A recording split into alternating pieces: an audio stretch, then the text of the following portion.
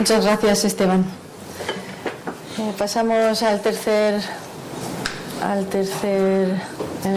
contribuyente de esta mesa. Ya lo hemos escuchado esta mañana, el profesor Alberto Spektorovsky. Es profesor de la Universidad de Tel Aviv.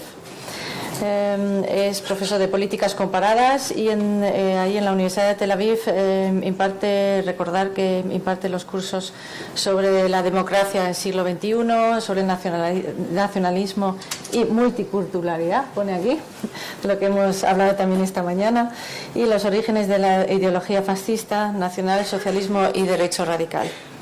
Por favor, Alberto. Bueno, hola. ¿Se oye así? Sí. Bueno, la verdad que he aprendido mucho sobre este tema porque mi experiencia personal con respecto a la educación, yo estoy en el ámbito académico y el aspecto de la educación y la educación secundaria, si lo queremos llamar así, o inclusive primaria, la tengo muy lejana, es decir, conozco muy poco, no tendría mucho como para agregar en esa materia, fuera de experiencias que conozco en los casos de Inglaterra o en los casos de Francia, en donde se toma el proceso de la investigación, de la radicalización, pero no sobre el asunto antisemitismo, sino sobre la radicalización de jóvenes musulmanes. Si ustedes más o menos conocen un poco los sistemas educativos y cómo funcionan en Inglaterra, por ejemplo, o cómo son los últimos procesos que se han dado últimamente, el PREVENT, la acción PREVENT o la política PREVENT, que es una política gubernamental y del Ministerio de Educación en Inglaterra, está llevada justamente a tratar de detectar procesos de radicalización de jóvenes musulmanes. Ahora, ¿qué es lo que pasa? Que eso aparentemente, si bien no es fácil detectar, pero tiene alguna visualización posible, claro. ¿Qué es lo que siguen? A ver si un chico empieza a crecer un poquito su barba, a ver qué dicen esto y lo otro, se hablan con los líderes comunitarios. Hay todo un tema sobre el asunto, que no ha dado grandes frutos y ha creado muchísimas frustraciones y muchísimas tensiones, porque esa política de PREVENT obliga a los profesores a ser monitores, en cierta forma cantar o tratar de identificar, denunciar, en fin, toda una cantidad de cosas que los ponen en una situación muy difícil, tanto con los chicos como los ponen en posición difícil con la comunidad. En Francia más o menos han habido esos mismos procesos, pero ya les digo, están muy llevados y limitados a la juventud musulmana, y sí tocan muy claramente cuando ese proceso de radicalización se hace también antisemitismo. Como ustedes saben, el antisemitismo como tal está prohibido. Entonces, el asunto de la transformación de jóvenes, que uno los va detectando y va percibiendo de alguna forma u otra cómo se van radicalizando, es algo que está bastante en boga con respecto a los musulmanes. Ahora, al tema que a nosotros nos compete, es decir, jóvenes que se hacen o están en un proceso de antisemitismo o cómo descubrirlo, la verdad que yo personalmente no tengo ninguna experiencia, por lo menos de los lados que yo he investigado, fuera de quizás algunos ejemplos que no han sido demasiado, no creo que puedan aportar demasiado, en donde he tratado o me han llamado para instruir a profesores en Latinoamérica, por ser el caso más concreto en Uruguay y en Argentina, sobre cuestiones de la Shoah, de las cuestiones del Holocausto, y he tratado también en algunas clases con jóvenes de secundaria, que la verdad, ¿qué puedo decir? ¿No? Yo me sentía prácticamente de otro planeta, otra estratosfera, no tenía demasiado lenguaje con ellos, es decir, eran problemas que por lo menos ahí, en esos lugares, no les hablaban absolutamente lo más mínimo.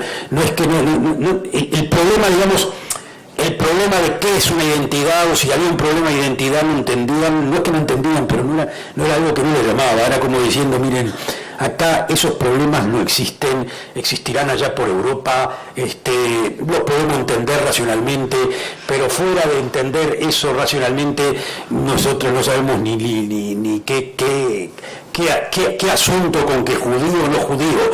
Hubo un caso que inclusive la razón por la que me habían llamado a eso era un programa que habían hecho unos judíos religiosos en Uruguay. Ustedes conocen esos programas que a veces salen 10 horas por las calles de Manhattan con minifalda, yo qué sé, una cosa así, ¿no? Entonces habían hecho también un programa medio así, quiero decir, 10 horas por las calles de Montevideo, vestido de religioso total, ¿no? Algo muy total, ¿no? Lubavitch, religioso, a ver, y en forma provocativa para ver qué era la reacción de la gente. Entonces, bueno, después me llamaron a mí para comentar porque el asunto era de que se paseaban por ahí y la gente no reaccionaba, era como si estuviesen habiendo un vidrio, era la sensación de como dice ese colorblind, pero colorblind total, no existe, era por favor dígame una palabra antisemita para poder referirme a algo, pero no era ni antisemita ni no semita, no existía. Entonces después, claro, me tocó a mí parte del comentario y ante jóvenes y eso, entonces se abrió la discusión y realmente ahí percibí esa distancia que claro, que básicamente, por lo menos en ese aspecto, los jóvenes estaban interesados ni en diferencia ni no en diferencias, no era el tema, era simplemente, hábleme de inserción laboral, hábleme de cuestiones del 5%, el 10%, 30% para acá, gremio, no gremio, pero la cuestión esa de identidad era algo que por lo menos no había forma de penetración.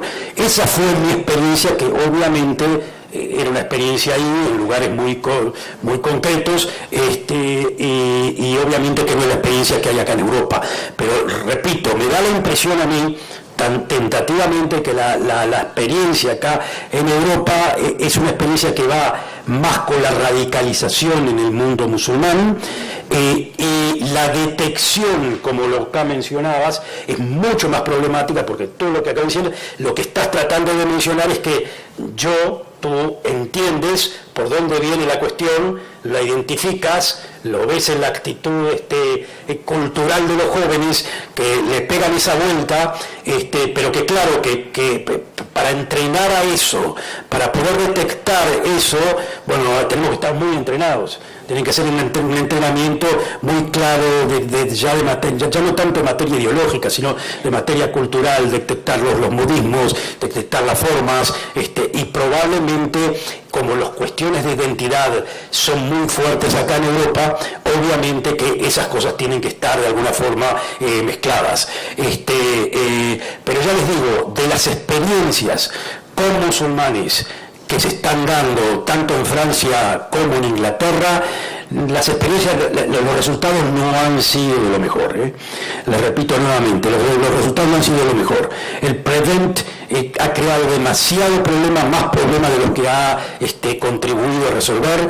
En Francia también lo han aplicado sobre la cuestión, algo también más más sutil, no solamente sobre cuestiones de identidad, sino sobre cuestiones de la materia educativa, el papel del profesor.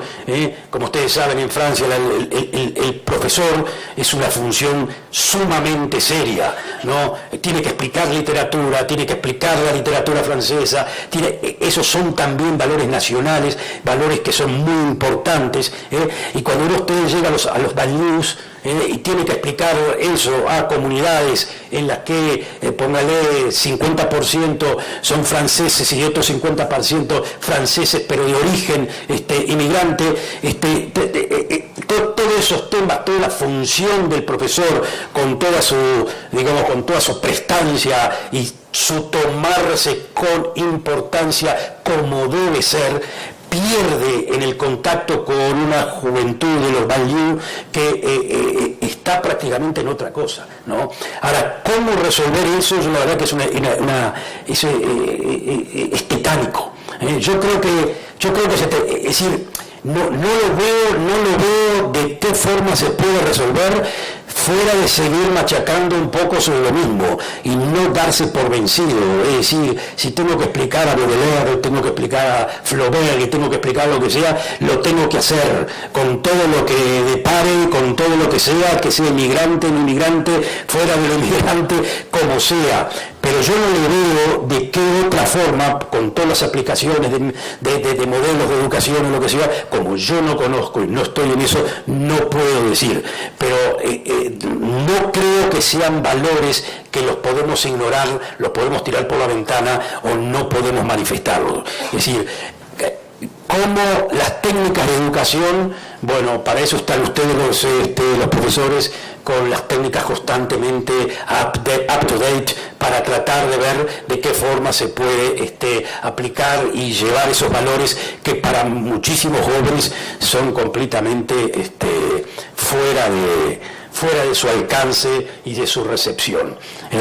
Así que por eso yo les digo, mi experiencia con los jóvenes que he tenido es una experiencia, lamentablemente yo como profesor universitario, de un distanciamiento que yo como diciendo, no toco, no sé, esto no me hablan en un lenguaje también obviamente que para ellos yo soy como una especie de dinosaurio al que me tienen que explicar a ver qué botoncito tengo que aplicar para apretar mi celular o el computador, en fin, etcétera, etcétera. En eso lo dominan todo perfectamente y yo estoy fuera. Pero en lo otro, lo que yo intenté, para mí fue como una cosa así como que